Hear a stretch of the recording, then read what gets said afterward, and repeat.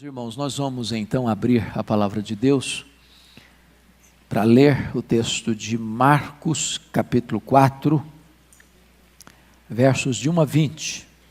Evangelho de Cristo, conforme o relato de Marcos, capítulo 4, versos de 1 a 20. E ler sobre a conhecida parábola do semeador. Esse texto está registrado nos 3 evangelhos sinóticos, Mateus, Marcos e Lucas. Apenas João não registra esta passagem.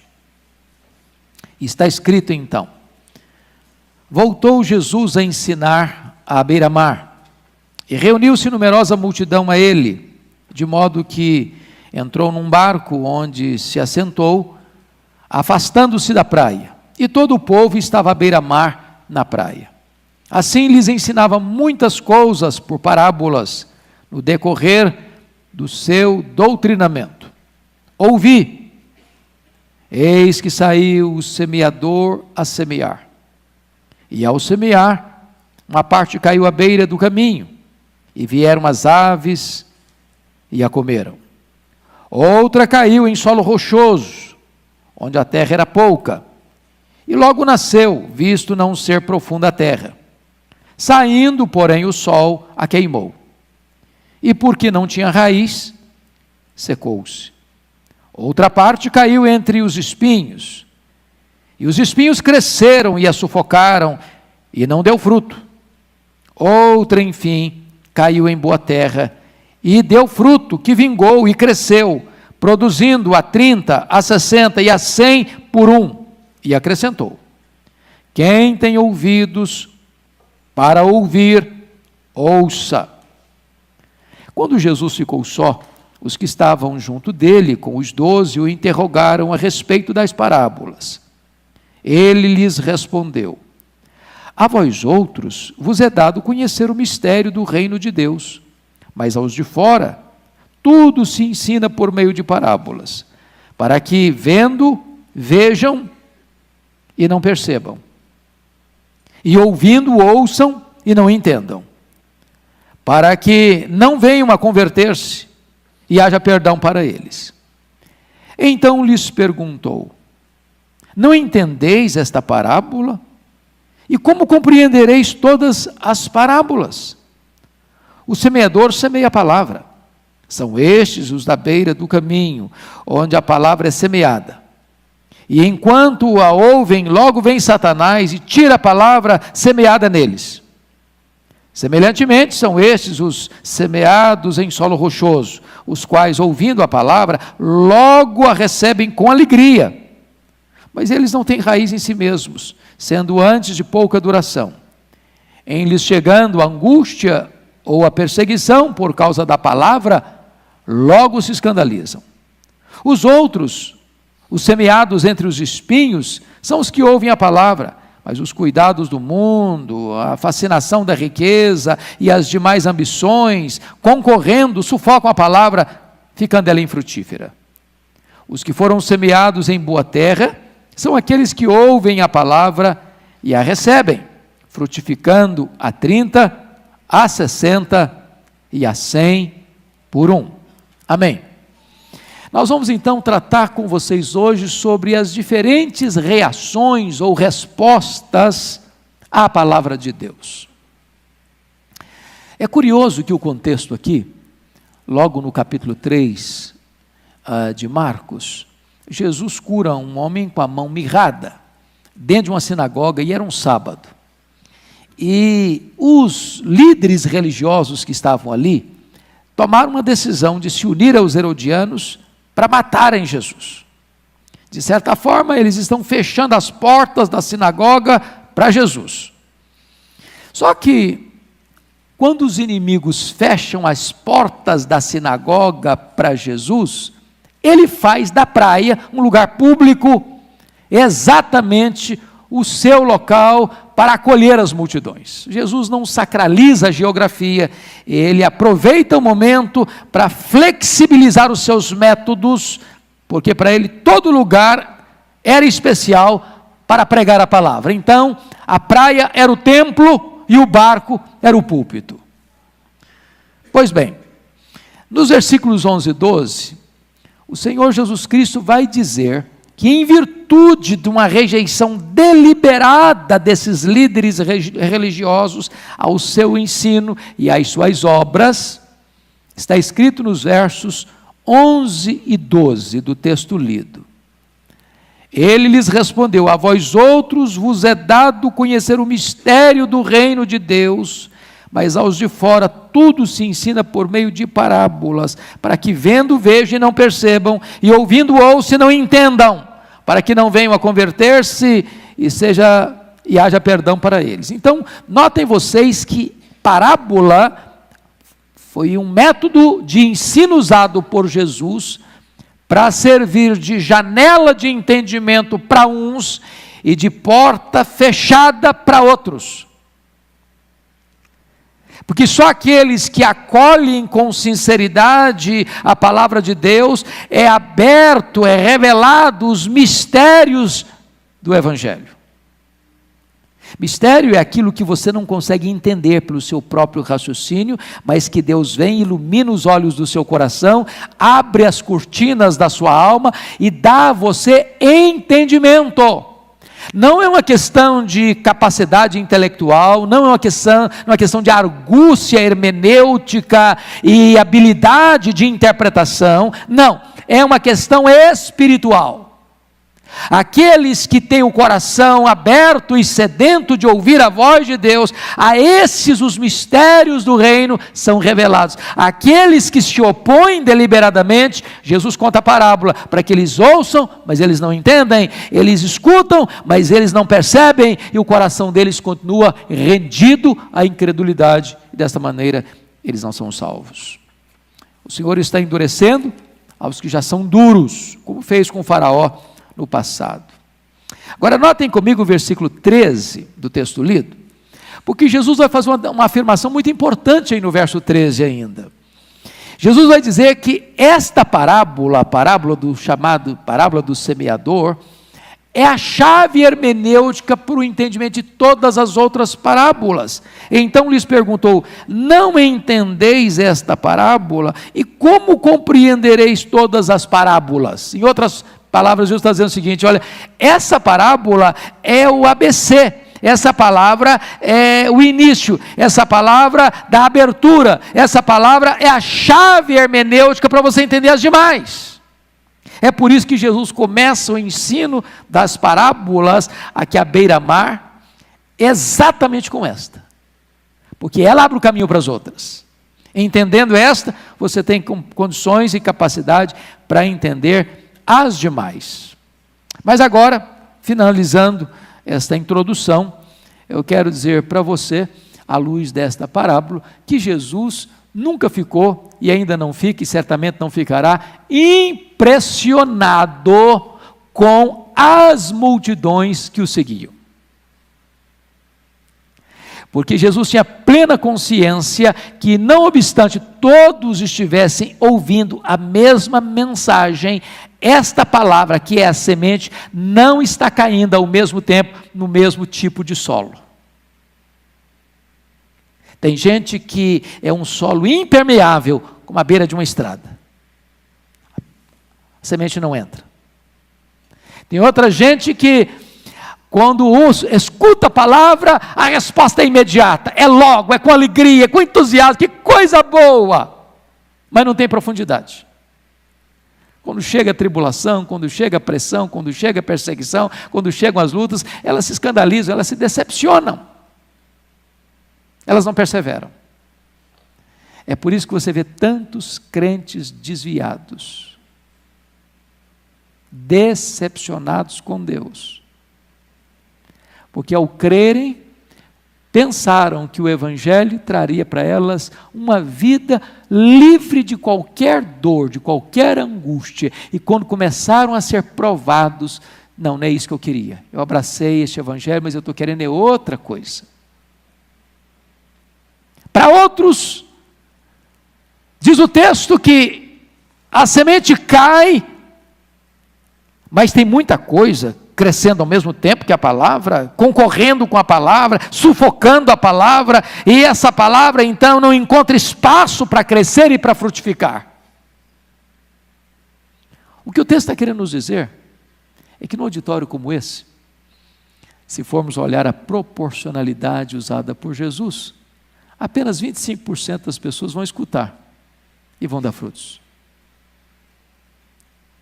Então Jesus não se impressiona com as multidões, porque nem todos têm o coração receptível como bom solo. Então, dito isto, à guisa de introdução, eu convido você para nós olharmos à luz do texto as diferentes atitudes em relação à palavra de Deus.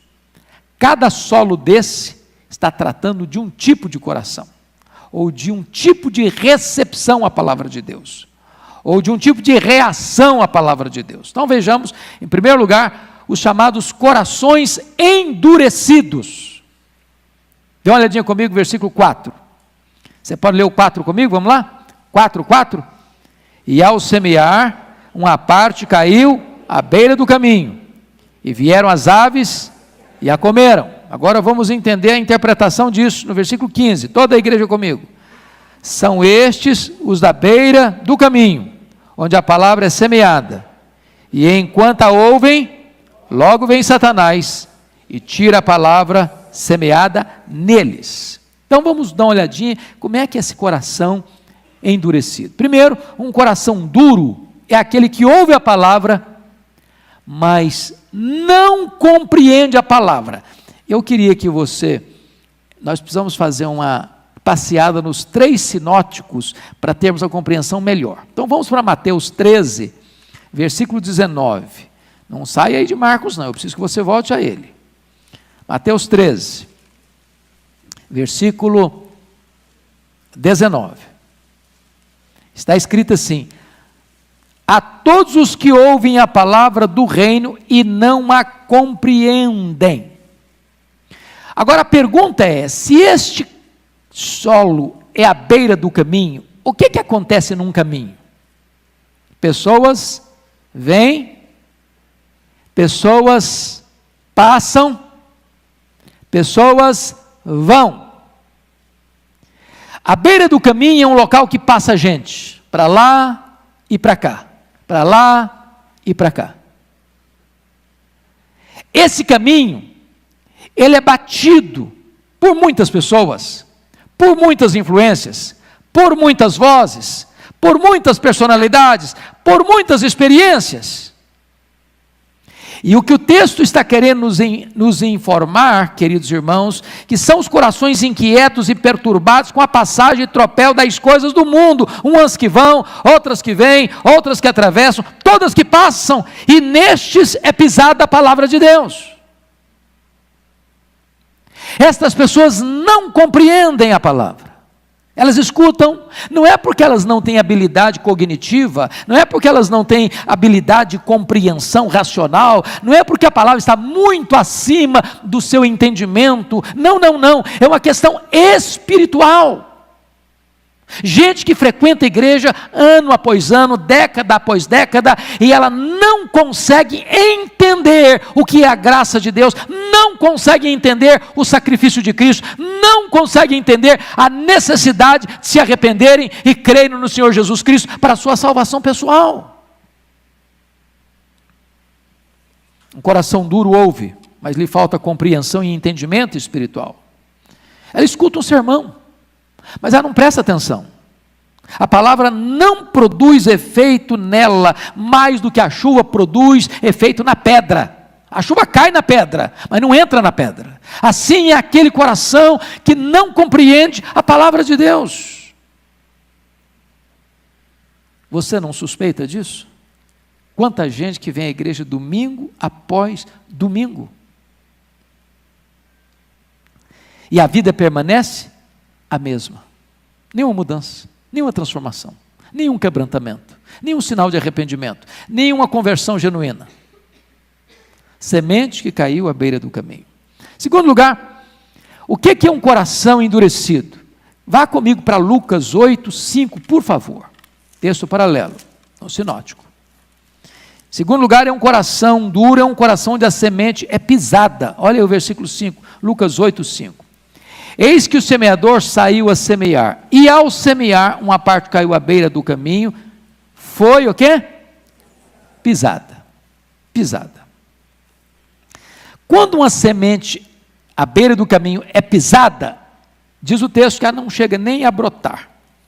E é muito curioso que a semente que mais o diabo teme é a semente que os homens pisam. Aquela mensagem que o homem aplaude, essa o diabo não tem muito medo de dar, não. Mas aquela semente que o homem pisa, porque fere o seu orgulho, porque atinge o seu ego, porque desbanca a sua autossuficiência, porque o reduz a nada para que Deus seja tudo, essa é a semente que o diabo tem pressa em arrebatar. Aqueles que abrem seu coração para todo tipo de pessoas e influências, essas estão em perigo de desenvolver um coração insensível. Terceiro lugar, um coração duro é onde a semente é roubada pelo diabo, para que esse ouvinte não creia e não seja salvo. Permaneça em Lucas, por favor, 8:12.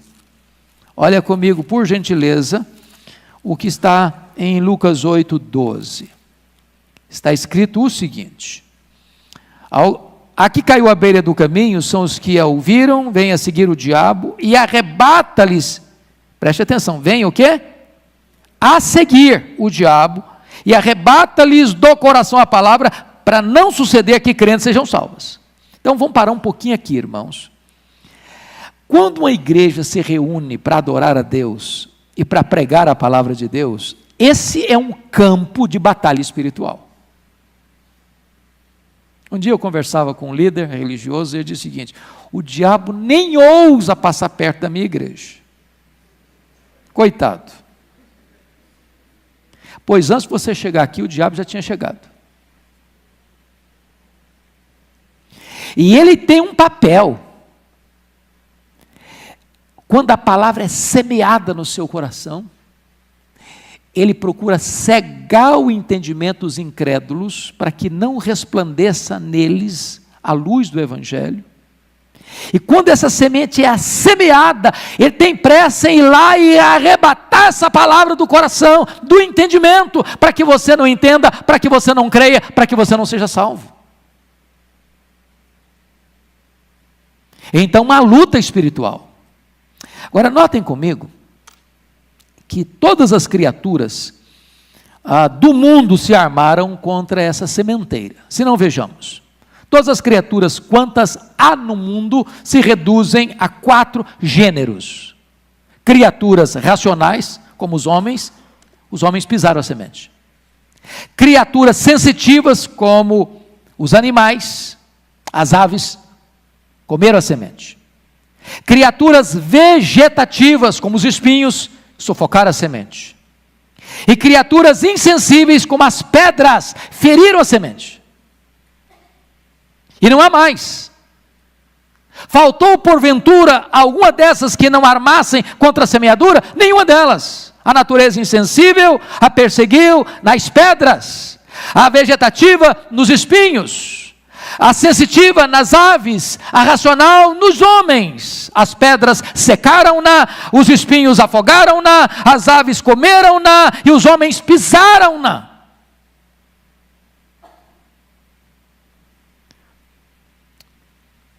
Tudo isso se resume nessa expressão: as aves vieram comer a semente.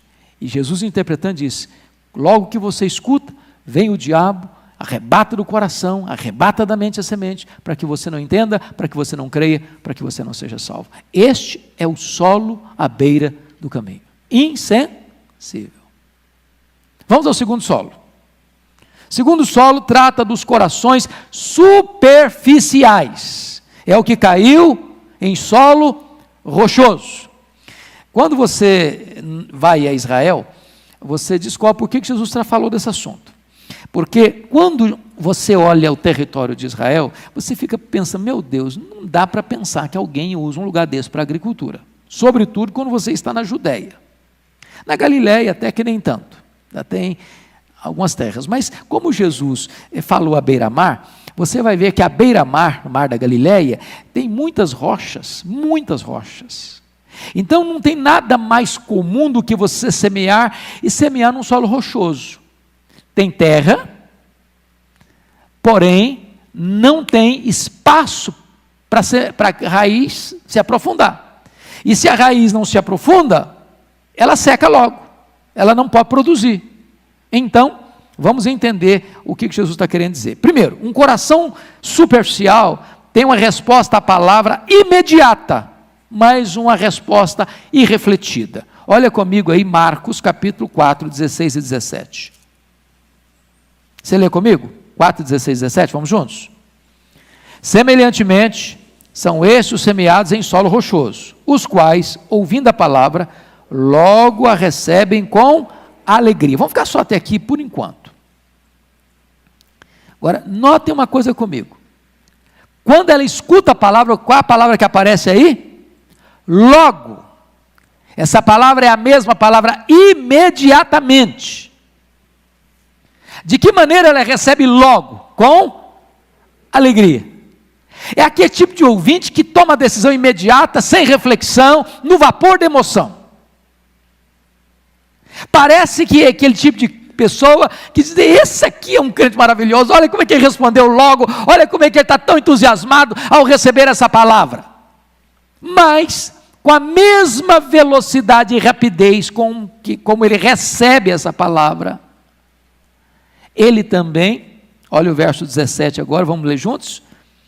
Mas eles não têm raiz em si mesmos, sendo antes de pouca duração, em lhes chegando a angústia ou a perseguição por causa da palavra, o quê? Logo se escandalizam. É a mesma palavra, logo, imediatamente se escandalizam. Então, a primeira coisa que você vai perceber, que essa pessoa faz uma decisão baseada na emoção e não na reflexão. São ouvintes emotivos e não reflexivos, são entusiastas, chamados fogo de palha, sentem alegria, mas uma alegria o quê? Passageira. Da mesma maneira que elas acolhem, elas rejeitam. É por isso, irmãos, que parece que na igreja tem uma porta larga de entrada e tem uma mais larga ainda nos fundos. É por isso que Jesus chamou-nos a atenção para você, ao entrar no reino e querer ser um discípulo, faça um cálculo. Para um pouquinho. Não estou chamando você para uma vida fácil.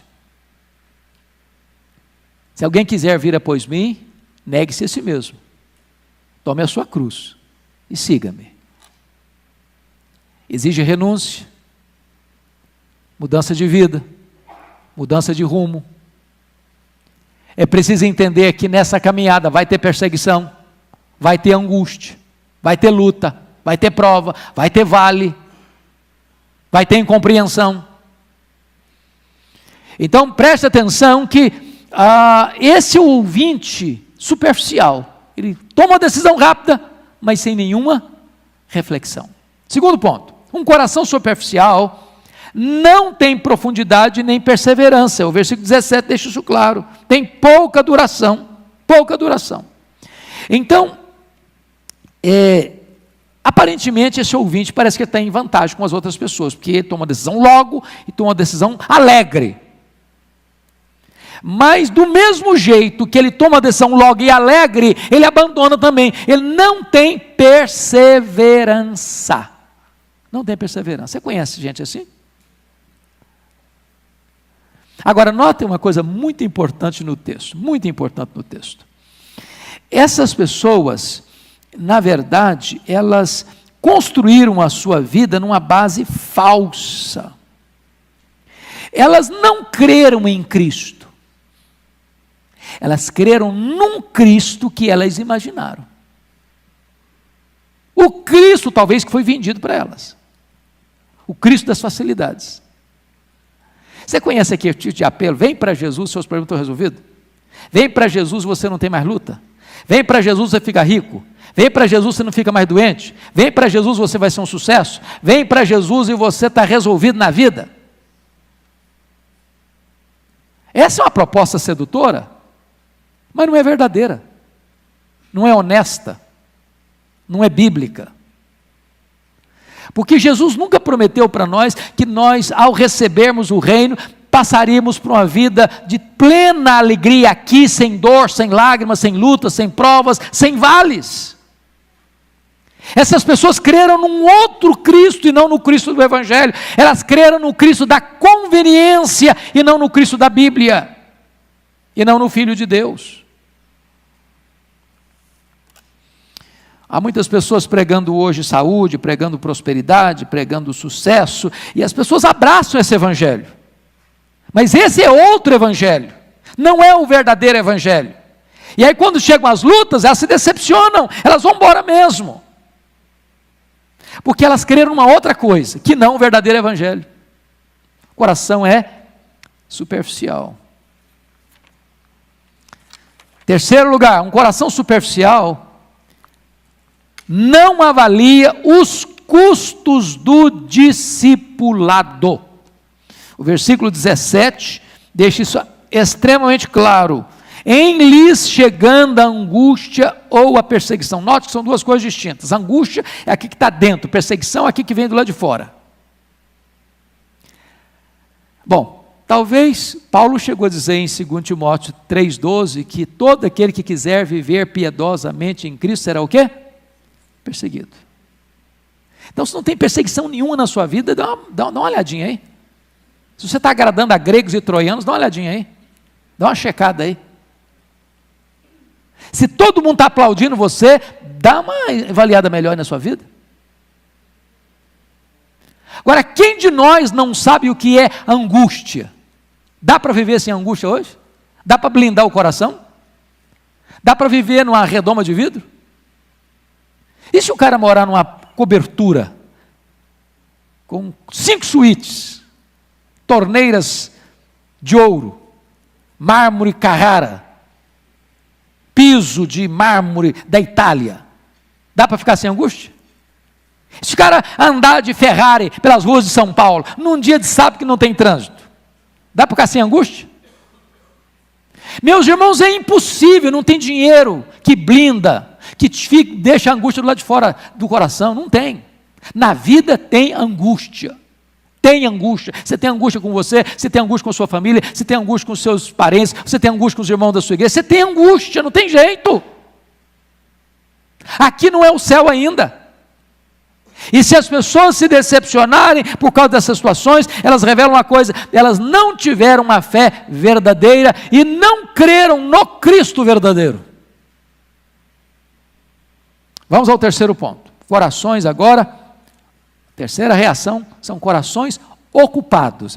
É a semente semeada no meio dos espinhos. Então vamos olhar alguns pontos. Primeiro, um coração ocupado é aquele que ouve a palavra, mas dá atenção a outras coisas. Olha aí 4:7 comigo. Vamos ler 4:7? Outra parte caiu entre os espinhos, e os espinhos cresceram e a sufocaram, e não deu fruto. Eu fui criado na região rural, e sempre me intrigou isso. Para você fazer um cultivo, seja de milho, seja de arroz, seja de feijão, seja de soja, seja o que for, você precisa plantar, cuidar, senão não vai para frente. A erva daninha, você não precisa plantar, não precisa cultivar, ela brota sozinha, e com força.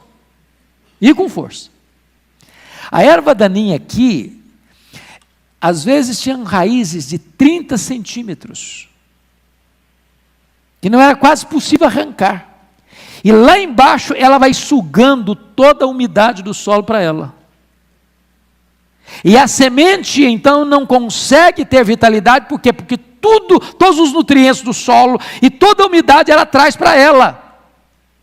Aí Jesus usa essa figura para dizer o seguinte: o solo ocupado é aquele camarada que escuta o evangelho, escuta a palavra de Deus, mas ele está preocupado com tanta coisa, com dinheiro, com sucesso, com riqueza, com prazeres, tanta coisa disputa o coração dele, tanta coisa concorre no coração dele, tanta coisa disputa a atenção dele, que de repente o evangelho fica lá para terceiro, quarto, quinto lugar na vida dele, e a coisa não vai, a coisa não anda. Ele não busca em primeiro lugar o reino de Deus, nem a sua justiça. Um coração ocupado, diz o texto, que é sufocado pela concorrência dos cuidados do mundo. Oh, irmãos, o mundo tem tanta coisa bonita, tem não? Tem janelas coloridas, tem tantas propostas, tantos prazeres, tantas taças borbulhantes, tantas delícias, tanta coisa boa para oferecer. E aí, de repente, essas coisas disputam o seu coração. Hoje eu estava vindo para cá, ouvindo a Rádio Bandeirantes, e um dos comentaristas lá, funcionários da Bandeirantes, estava falando: que lição não aprendeu com a morte do Ricardo Boechat? Que lição que eu vou aprender?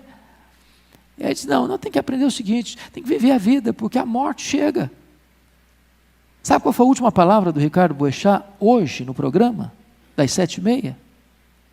Amanhã estarei de volta, às 7h30 da manhã. Não houve uma frase que a Bíblia nos recomenda lá em Tiago: se Deus quiser, amanhã eu estarei de volta às 7h30. Mas quantos projetos, amanhã eu estarei, amanhã eu farei, amanhã eu viajarei, amanhã eu comprarei, amanhã eu conquistarei, amanhã, e esse amanhã pode não existir. E nós não vivemos hoje, não usufruímos hoje, não nos deleitamos em Deus hoje, porque estamos preocupados com tanta coisa, com riqueza, com dinheiro, com sucesso, com mais uma casa, com mais um apartamento, com mais um carro, com mais uma conquista, com mais um troféu, com mais uma medalha, e tanta coisa vai disputando o nosso coração, e de repente a palavra de Deus não vai tendo mais espaço, prioridade na nossa vida. Coração concorrido com outras coisas, sejam as ambições, sejam os deleites, sejam os prazeres, sejam as riquezas. E esse coração, versículo 19, olha aí comigo, por gentileza, versículo 19, vamos ler juntos? 4:19.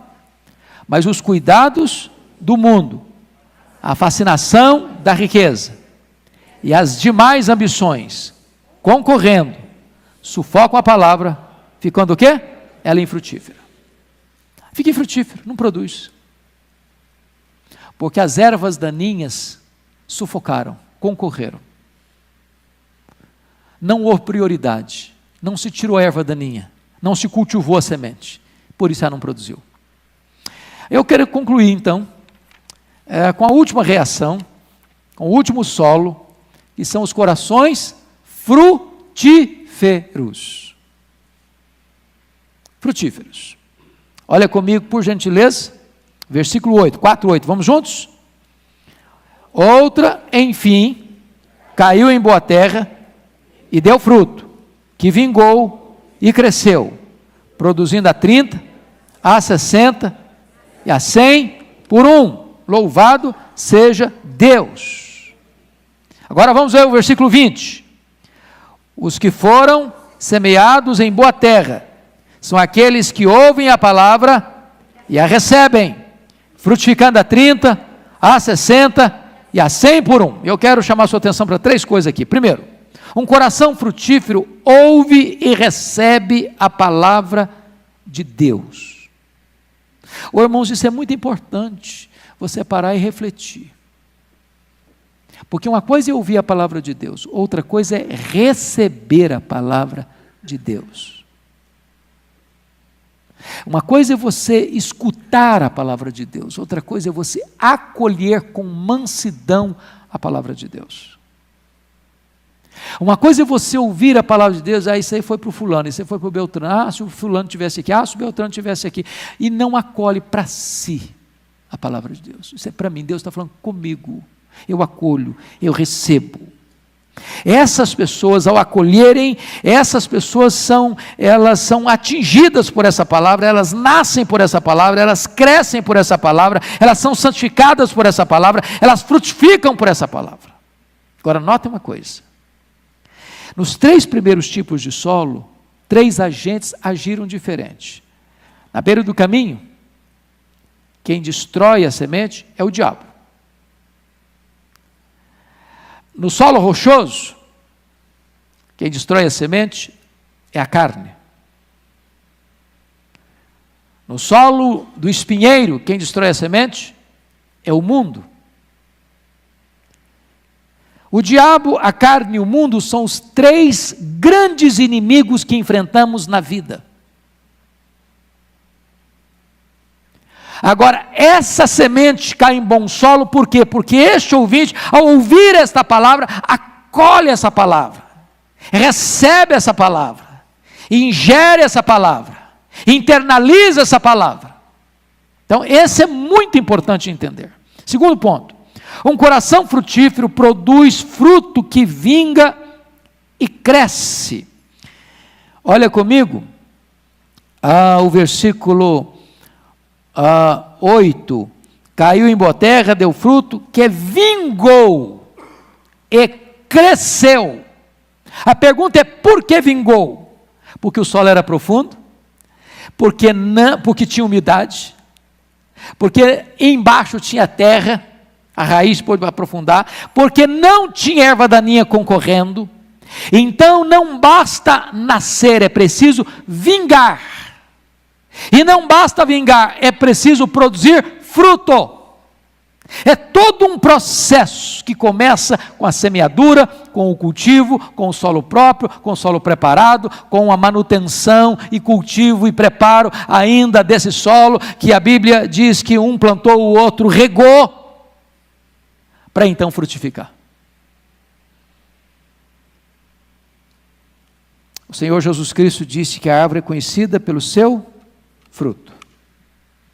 E Jesus foi claro num outro texto, quando ele disse que ele não se contenta com folhas, ele quer fruto. Ele não quer aparência, ele quer fruto. Agora, chama a sua atenção para um outro ponto curioso do texto, porque está escrito no verso 3, eis que saiu o semeador a semear. E o Senhor Jesus Cristo vai interpretar isso no verso 14. O semeador semeia o quê? A palavra. Então vamos perguntar, por que às vezes não tem fruto? Porque tem muito semeador que está semeando palavras de homens e não a palavra de Deus. E eu vou dizer algo soleníssimo aqui, Deus não tem nenhum compromisso com a palavra do pregador, Deus tem compromisso com a sua palavra.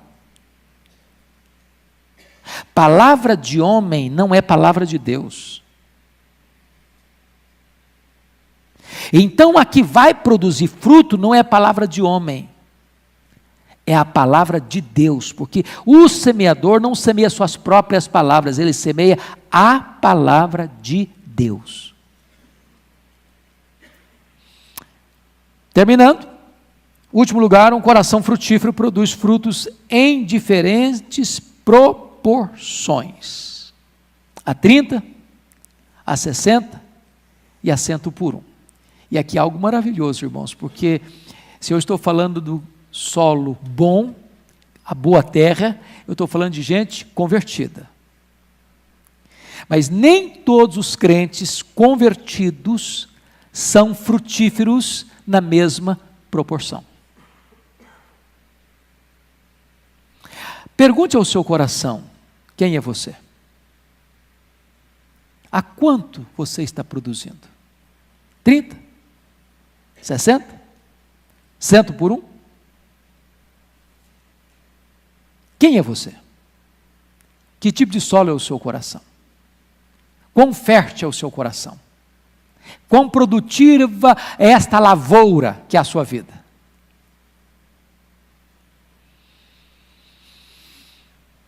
A Bíblia diz em João 15, que nisto é glorificado o meu Pai, em que deis, quantos frutos? Muitos frutos. Então eu concluo com 3 aplicações práticas. Primeiro, nós não devemos subestimar as forças opositoras à semeadura. Por favor, não subestime isso. Quem tem ouvidos, ouça. O diabo está engajado contra essa semeadura, o mundo está engajado contra essa semeadura, a nossa natureza pecaminosa está engajada contra essa semeadura. Não subestime isso. Segunda aplicação prática. Não devemos superestimar as respostas imediatas. Tem algumas expressões que as pessoas usam que não deviam usar. Por exemplo, você vai para um culto evangelístico, um impacto evangelístico, uma cruzada evangelística, aí o pregador prega um sermão, faz um apelo e 500 pessoas vêm à frente. Aí o cara diz assim, hoje nós tivemos 500 conversões. Como é que você sabe? Como é que você sabe? Que critério você tem para dizer que houve 500 conversões, ou 400 conversões, ou 300 conversões? Você não sabe medir isso. Você não pode medir isso. Conversão, só Deus sabe avaliar. O fato de alguém levantar uma mão, o fato de alguém vir à frente, o fato de alguém chorar, o fato de alguém estribuchar, o fato de alguém fazer gestos estereotipados de quebrantamento, isso não significa conversão. Então não superestime as respostas imediatas.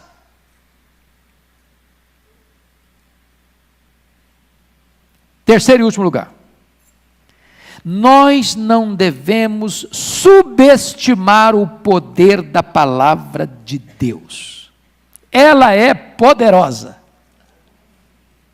para produzir a 30, a 60 e a 100 por um.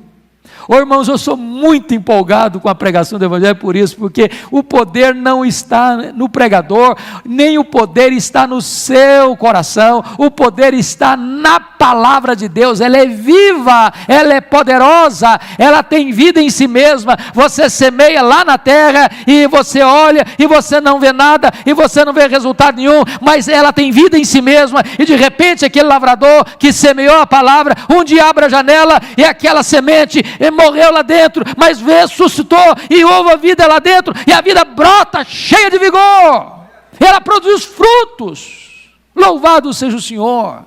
É Deus quem converte, é Deus quem transforma, é Deus quem dá o arrependimento, é Deus quem dá a fé, é Deus quem chama, é Deus quem regenera, é Deus quem sela, é Deus quem justifica, é Deus quem santifica, é Deus quem opera o começo, o meio e o fim. Dele vem o querer, dele vem o realizar. É a palavra de Deus quem tudo opera. Agora, vamos parar um pouquinho. Nós não somos apenas solo, nós somos também semeadores. Aí você diz, pastor, mas o solo está duro. Isso me lembra William Buff, o pai do Exército da Salvação. Ele mandou alguns evangelistas para o campo, e alguns deles mandaram uma carta depois de algum tempo, disse, olha, não adianta não, pode tirar a gente daqui, aqui não funciona não, aqui o povo é muito incrédulo, aqui o povo é muito duro, aqui ninguém se converte não, queremos ir embora, já fizemos de tudo, experimentamos de tudo, já usamos todos os métodos possíveis, não adianta não, tem resultado não. Aí ele disse, então experimentem chorar, regue esse solo duro com as suas lágrimas. Quem sai andando e chorando, enquanto semeia, voltará com júbilo, trazendo seus feixes. Vamos ficar em pé? Vamos orar.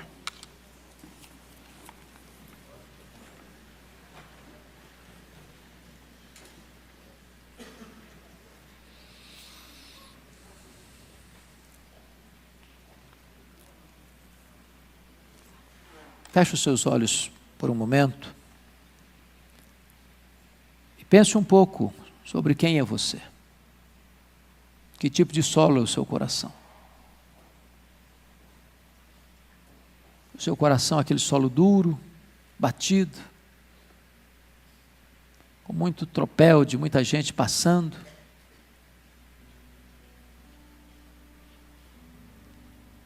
Ou se o seu coração é aquele terreno raso, superficial. Você tem tanta coisa concorrendo, você está muito ocupado, muita coisa disputa a sua atenção. Ou se você tem um coração receptivo, acolhedor.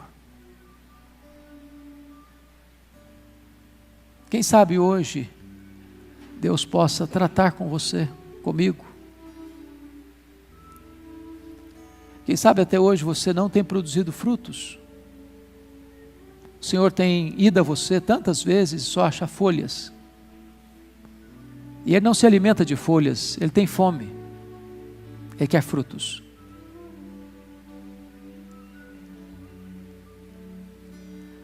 Mas quem sabe você também é um semeador que tem semeado apenas suas palavras, ou displicentemente, ou descuidadamente, ou retido para você a semente.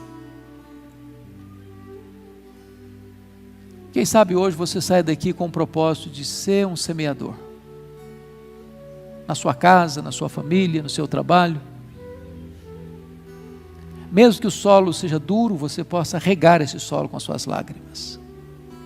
Mesmo que você faça essa semeadura com choro, você possa voltar com júbilo, trazendo muitos feixes para a glória de Deus. Obrigado, Pai, pela Tua palavra, pelo ensino tão eloquente, tão claro, tão robusto, tão necessário para nós. O que nós te pedimos é que Tu tires o tampão dos nossos ouvidos, para ouvirmos a Tua palavra, a Tua voz. Não sermos negligentes, remissos, lerdos, mas que tenhamos pressa em acolhermos esta palavra, para que ela não seja roubada do nosso coração. Abençoa o Teu povo, levanta o Teu povo para uma grande semeadura nesta cidade, e dá-nos alegria de ver muitos frutos para a glória do Teu nome. Oramos assim em nome de Jesus. Amém.